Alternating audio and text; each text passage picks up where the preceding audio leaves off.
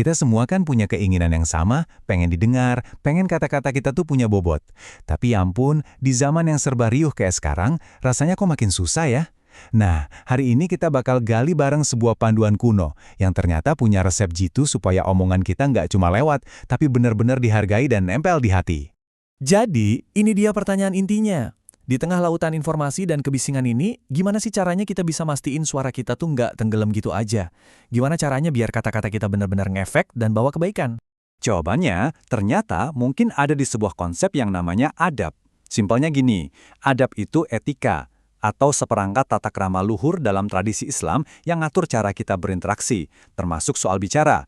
Dan ini bukan sekedar aturan kaku loh, anggap aja ini sebuah filosofi buat mengubah kata-kata kita dari yang tadinya cuma suara, jadi sebuah kekuatan yang bijaksana dan beretika.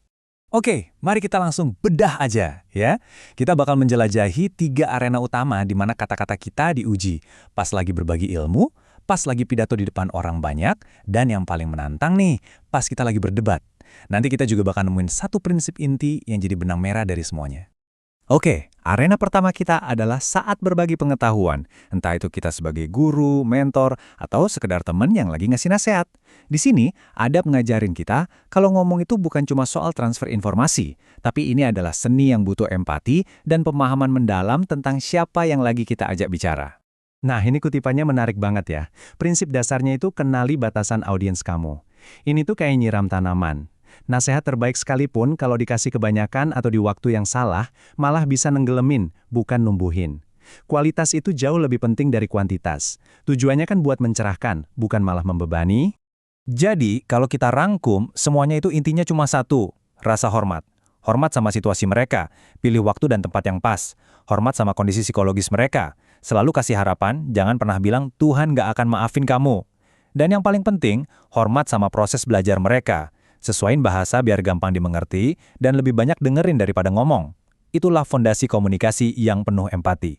Dan slide ini, wow, ini nunjukin pentingnya relevansi dengan cara yang nusuk banget ya kan? Bayangin deh, rumah lagi kebakaran. Masa iya kita malah ngobrolin warna cat pagarnya? Kan nggak nyambung. Adab ngajarin kita buat peka. Pilihlah topik yang jadi apik buat audiens kita, masalah yang benar-benar genting dan mereka peduliin saat itu juga. Oke, lanjut. Kita pindah ke arena kedua, berbicara di depan umum. Coba bayangin panggung, mimbar, atau podium. Kalau di arena pertama tadi kuncinya empati, di arena ini kekuatan kita diukur dari satu hal, keringkasan. Kutipan ini benar-benar nangkep esensinya. Kenapa gitu? Karena pidato yang singkat dan padat itu nunjukin kalau si pembicara udah ngerjain PR-nya. Dia udah nyaring ide-ide yang rumit, jadi intisari yang paling murni dan paling penting. Itu tandanya pemahaman yang dalam, bukan malas mikir. Jadi bayangin aja kayak corong gitu. Pembicara yang hebat itu ngambil ide-ide yang ruwet dan berantakan, terus disaring sampai jadi kristal yang jernih dan berkilau. Hormati waktu audiens, jangan bertele-tele. Kekuatan pidato itu bukan dari banyaknya kata, tapi dari bobot dan kejernihan setiap kata yang kita pilih. Nah, sekarang kita masuk ke arena yang mungkin paling panas dan paling menantang, debat. Kita sering banget ngelihat debat itu kayak pertarungan sengit ya kan? Tapi panduan adab ini nawarin sudut pandang yang radikal. Debat itu bukan pertarungan buat menang, tapi sebuah dialog terstruktur buat nyari kebenaran bareng-bareng. Yuk kita mulai dari definisinya dulu ya. Al-jadal atau debat itu pada dasarnya proses menyampaikan hujah atau argumen dan bukti yang kuat. Perhatiin deh tujuannya, ini penting banget. Bukan untuk menjatuhkan lawan, tapi untuk menegakkan kebenaran.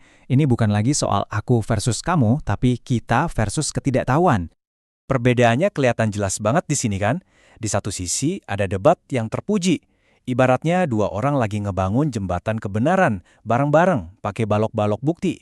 Di sisi lain, ada debat tercelah. Ini mah perang ego, yang tujuannya cuma buat ngejatuhin lawan. Yang satu membangun, yang satunya lagi ngerusak. Terus, gimana caranya biar debat kita itu selalu jadi debat yang membangun, bukan yang ngerusak? Nah, ada beberapa aturan main atau prinsip inti yang harus kita pegang erat-erat. Coba lihat tabel ini deh. Ini tuh kayak persimpangan jalan di tiap debat. Jalan di sebelah kiri itu jalan menuju kebenaran. Kita dengerin, kita pakai bukti, kita tilus. Jalan di sebelah kanan itu jebakan ego. Kita cuma pengen menang, kita nyela, kita ngehina. Setiap kali kita diskusi, sadar atau nggak sadar, kita milih salah satu dari dua jalan ini. Dan sebelum mulai debat, ada fondasi yang perlu kita bangun bareng-bareng. Pertama, sepakati dulu landasannya. Kita mau pakai logika atau dalil. Tanpa ini, kita bakal ngomong di frekuensi yang beda.